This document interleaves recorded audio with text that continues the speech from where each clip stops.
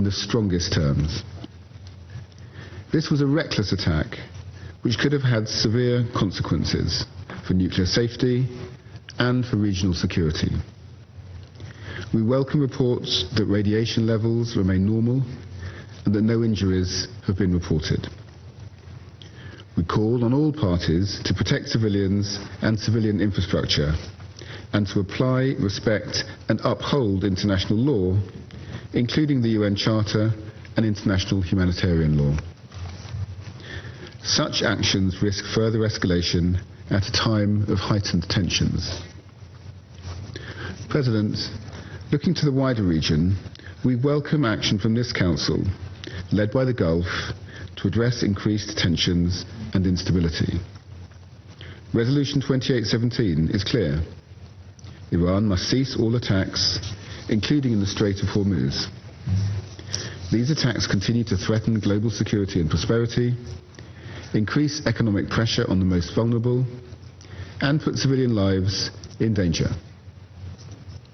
The United Kingdom stands firmly alongside the UAE and all our partners in the region in support of their sovereignty, security, and protection of critical national infrastructure.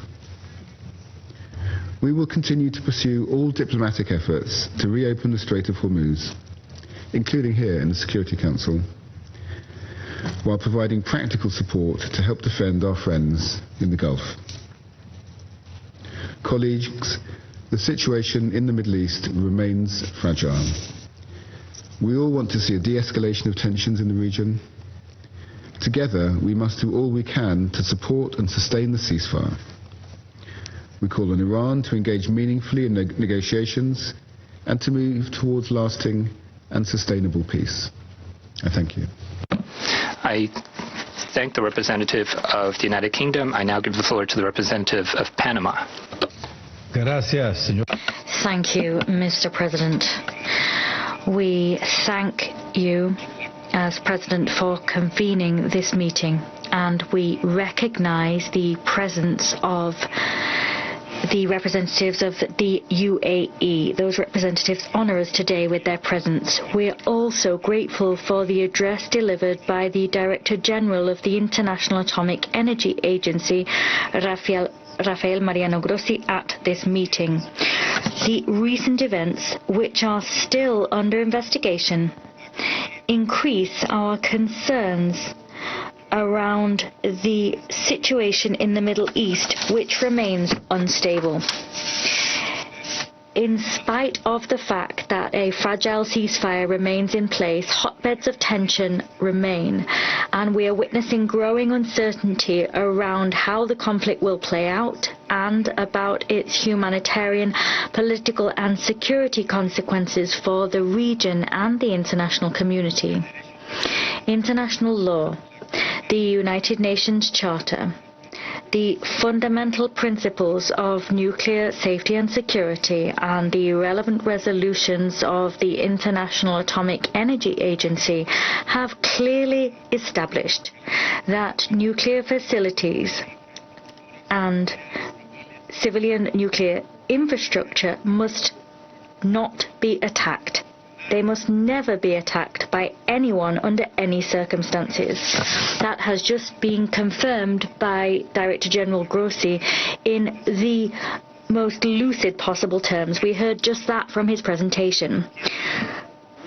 This is because any action, particularly any military endeavor which compromises the nuclear security of those facilities, constitutes a grave risk for civilians, the environment, and regional stability. There would be possible consequences which would transcend the borders of the states involved in any conflict. As such, the implementation of the prohibition on these attacks cannot be selective, nor must it be selective. If this instability and confrontation continues to rumble on, we will see uncertainty in the region increase, and we will see the risks to peace and international security exacerbated, and that will have potential repercussions on global energy stability, the safety of waterways, and the smooth and proper functioning of energy supply chains.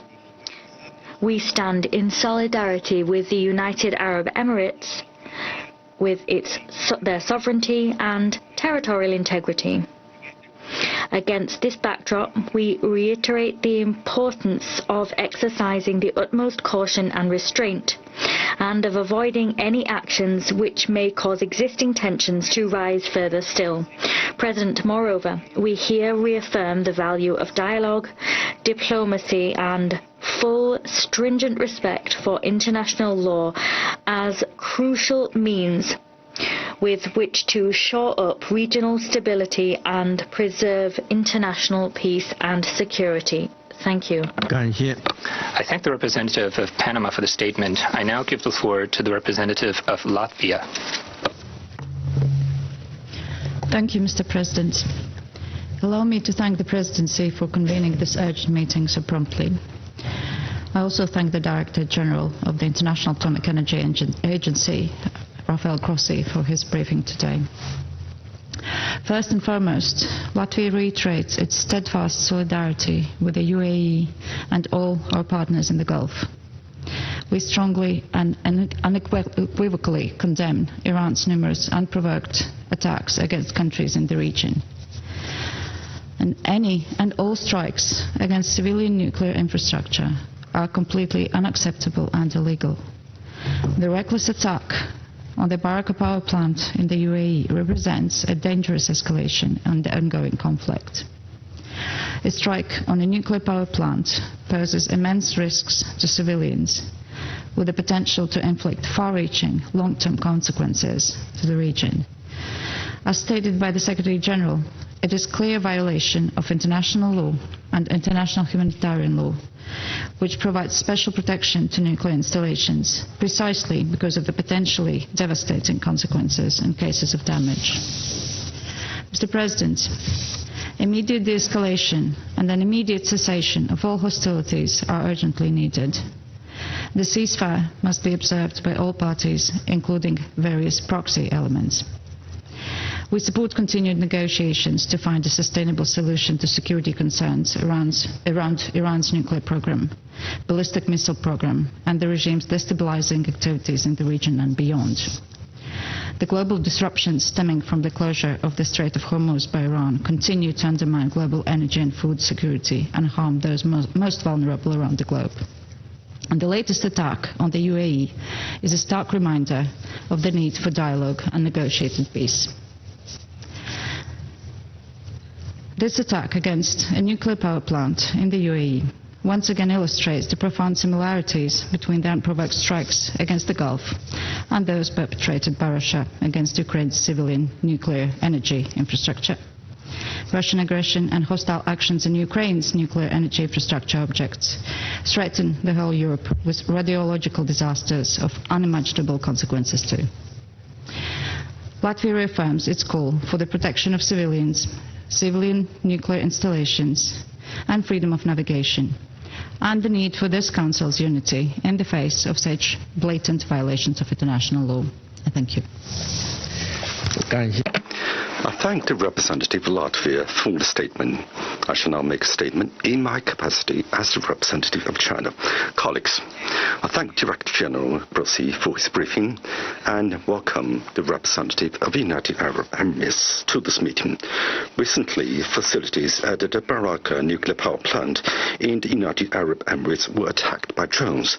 Although the incident did not cause any injuries or any impact on radiation safety levels, this dangerous and irresponsible act has sounded an alarm for the international community. China expresses its grave concern over the incident, opposes armed attacks on peaceful nuclear facilities, and calls on all parties to abide by the international law, including the Convention on Nuclear Safety, and to effectively safeguard the security of nuclear power plants. The sovereignty, security, and the territorial integrity of countries in the Middle East and the Gulf must be fully respected, and civilians and civilian objects must be protected. Colleagues, as long as armed conflict continues, the safety risks it poses to regional nuclear facilities will persist. The current war in the Middle East originated from the illegal military attacks by the United States and Israel against Iran. Since its outbreak, the conflict has inflicted severe losses on the peoples of countries across the region, including Iran and the Gulf states, severely disrupted global economic development, and harmed the shared interests of the international community. This war should never have happened. The sooner a way out is found, the better it will serve the interests of both the United States and Iran, as well as the countries in the region and the world at large. I wish to make 3 points. First, there's a strong call for cessation of hostilities, and any resumption of fighting must be avoided. For some time now, the United States and Iran have, on the whole, maintained a ceasefire, but the risk of escalation remains. At this critical juncture of a transition from war to peace, all parties must exercise maximum restraint, uphold the ceasefire arrangements, refrain from irresponsible, threatening rhetorics and military adventurism, and make every effort to prevent a relapse into conflict and further escalation of tensions.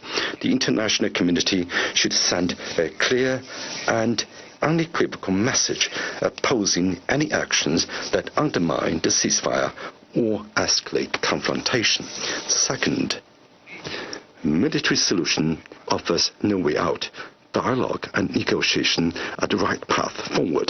The ceasefire between the United States and Iran and their search for a negotiated settlement have been welcomed by regional countries and the international community. China encourages both sides to stay committed to a political solution and to continue resolving differences, including on the nuclear question, through negotiations with a view to reaching a solution that accommodates the concerns of all parties. China commends Pakistan for its mediation efforts and supports all parties in reaching at an early date a comprehensive and lasting ceasefire so as to, at the soonest, restore peace and stability in the Gulf and the broader Middle East, and lay the groundwork for a sustainable regional security architecture. Third, priority should be given to solving pressing issues and preventing the spread of negative effects. The situation in the Strait of Hormuz is a demonstration of the spillover of the conflict. Disruptions to this vital shipping lane have severely affected global supply chains, international trade order, the energy security, with countries of the global south bearing significant livelihood costs. China advocates reopening the Strait of Hormuz as soon as possible on the basis of maintaining the ceasefire, and it believes that the fundamental solution lies in achieving a permanent and comprehensive ceasefire. We call on all parties concerned to respond promptly to the calls of the international community by taking proactive measures to restore normal navigation through this international waterway. We welcome the UN initiative to establish a dedicated task force on the Strait of Hormuz while supporting a greater role to be played by the United Nations. Colleagues, since the outbreak of the conflict, China has been actively working to end hostilities and promote peace. President Xi Jinping has put forward 4 propositions on safeguarding and promoting peace and stability in the Middle East. China and Pakistan have issued a 5-point initiative for restoring peace and stability in the Gulf and the Middle East region. China will continue to stay committed to the spirit of President Xi's 4-point proposition and work with the international community to play a constructive role in bringing an early end to hostilities and to restoring peace and development in the Middle East. I resume my function as President of the Council, and I give the floor to the representatives of the United Arab Emirates.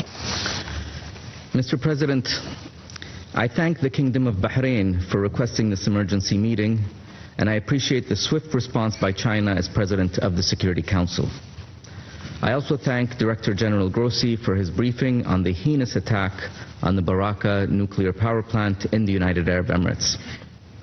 The International Atomic Energy Agency's role in upholding the global safeguards regime is indispensable. Mr. President, the UAE condemns in the strongest terms the unlawful, unprovoked terrorist attack targeting the vicinity of the Barakah nuclear power plant, which resulted in a contained fire at an electrical generator located outside the inner perimeter of the facility. The deliberate targeting of civilian objects is a flagrant violation of international law, and attacks on nuclear facilities devoted to peaceful purposes are particularly egregious.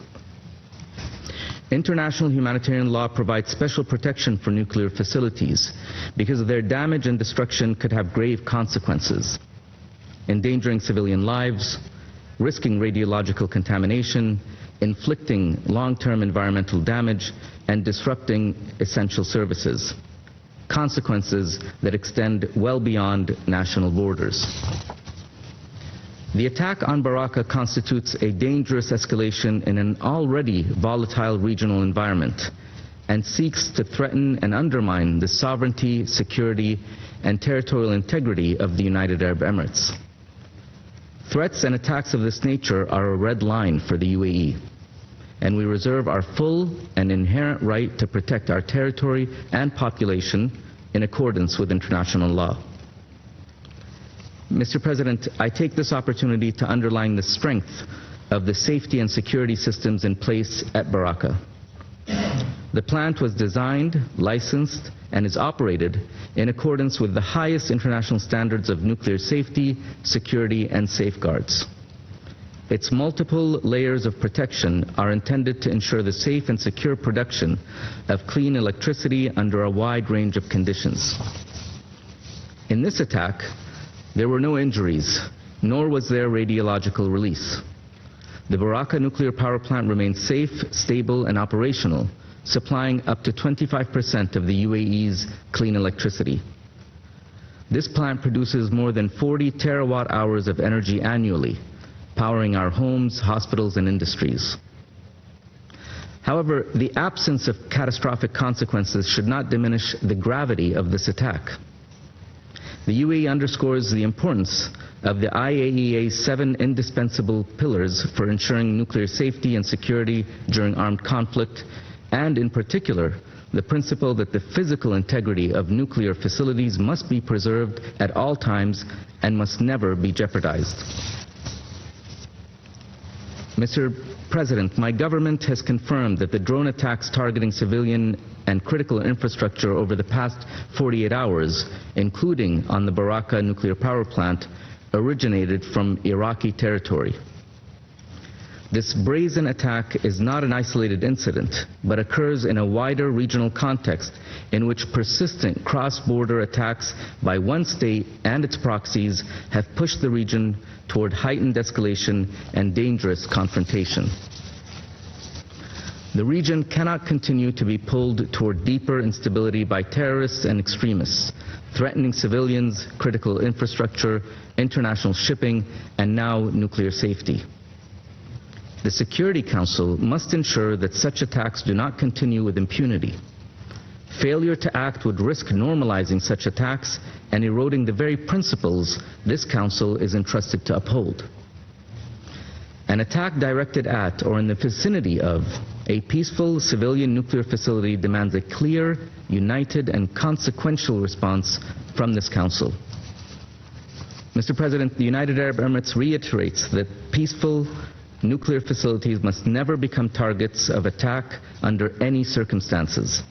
Protecting such facilities is a shared international responsibility, essential to preserving nuclear safety, security, and confidence in the peaceful uses of nuclear energy. I thank you, Mr. President.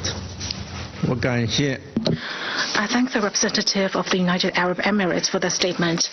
There are no more names inscribed on the list of speakers. The meeting is adjourned.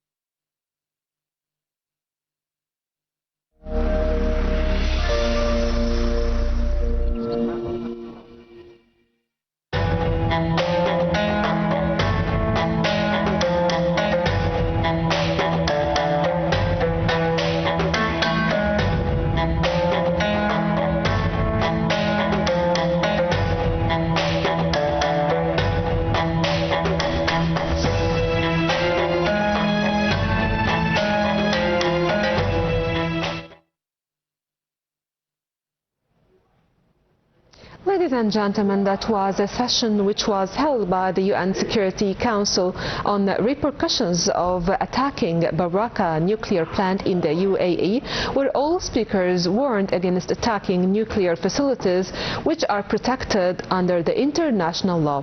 IAEA Chief Rafael Grossi warned of attacking nuclear facilities. Grossi said attacking nuclear facilities in the Middle East is unacceptable. Grossi also called on all parties to avoid targeting nuclear facilities.